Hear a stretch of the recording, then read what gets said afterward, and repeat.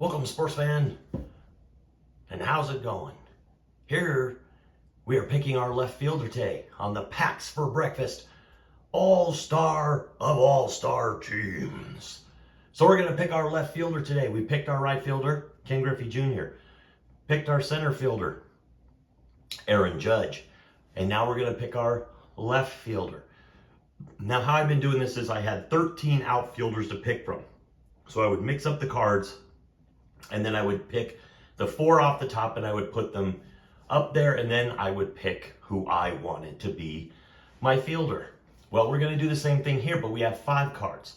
So what's going to happen is whoever is the 5th card that is left over, that becomes our designated hitter.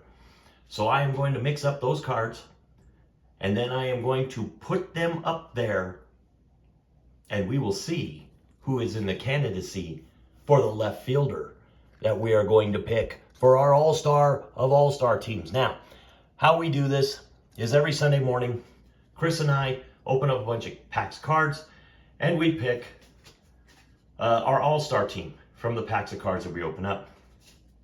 So these are we've been doing it for a while at 6 a.m. Mountain Time, 8 a.m. Eastern Time every Sunday.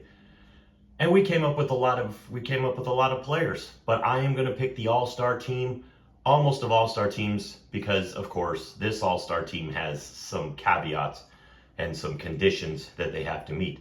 And our first candidate for left fielder is going to be Doug DeCenzo. So Doug DeCenzo is pretty much guaranteed he will not be on this team, because Doug DeCenzo, he's one of my favorite players. He was one of my favorite players when he played for the Cubs. The thing is, Doug DeCenzo, he has a .234 career batting average. He hit 5 home runs, and he played for maybe 7 seasons. He does have, at the time, it was the NL record for the most games, or it was most games without an error in the National League, and that was 241 games. In 792 chances, he had a .990 fielding percentage, and he only had 8 errors. Very good fielder, but he didn't play a lot. 792 chances in 7 seasons. I mean, if the Cubs were getting rocked, he could probably have a lot of chances, but on that day. But it's amazing when you look through his Wikipedia, how they give you so many stats about his fielding. And nobody else, they don't really do that with very many other people. Maybe Ozzie Smith, but not a lot of other people get a lot of information about their fielding. So the next guy that is up for left field, boom, there he is, Bo Jackson. Bo Jackson had a very short career because of his hip injury. He played a few more seasons of baseball than he did football.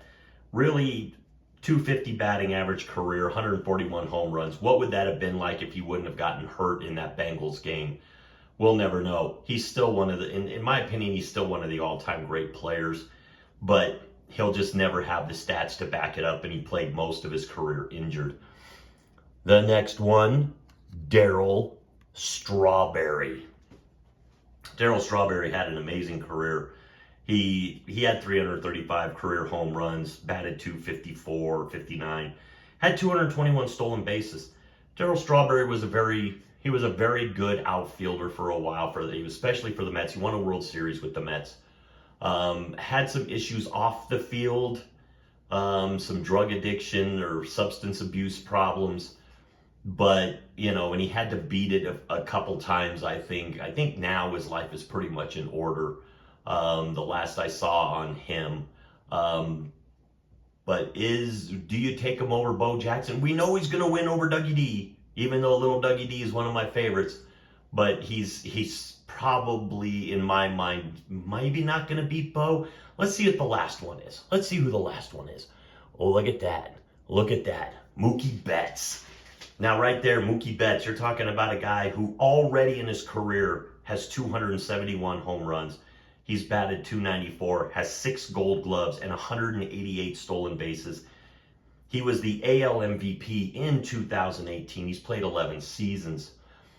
Well, we know who's not going to stay. It's this guy. This guy, sorry, Doug DeCenzo is one of my favorite players, but he's just not he's not really qualified to be an all-star. He's not really qualified to be up there. But he was one of my favorite players. I kind of put him in as a fan vote. So I gave myself a fan vote and I put him in an all-star team. Or he was just, I don't know, maybe he was on the bench in an all-star team because the Cubs had to have a player. So I don't know. But that leaves us with Bo, Darryl, and Mookie. Well, the question really isn't who's going to go last. I think a lot of us know who we would take. But I have to knock this guy down. I have to. His career wasn't long enough. We don't know what he would have really done. I think he would have had a pretty phenomenal career. I probably think he would have done Darryl Strawberry type numbers, around 350 home runs. Probably had a career batting average of around 250, just like he did. Maybe would have had more stolen bases if his hip wouldn't have gotten hurt.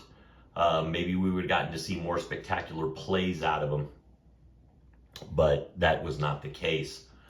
So now it leaves it down to Mookie Betts and Darryl Strawberry. I'm not going to draw this out. They're both Dodgers, but one of them's got to win. It's Mookie.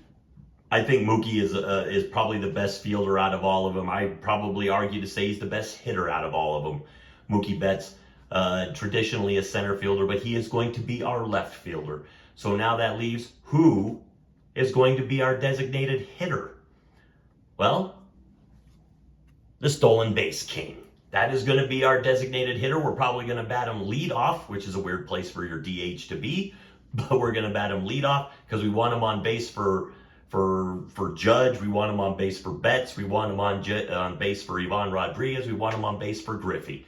And he's going to terrorize base pads. He's going to make the pitchers constantly look over their shoulder. The catcher is going to be on edge. And that's all-star for now.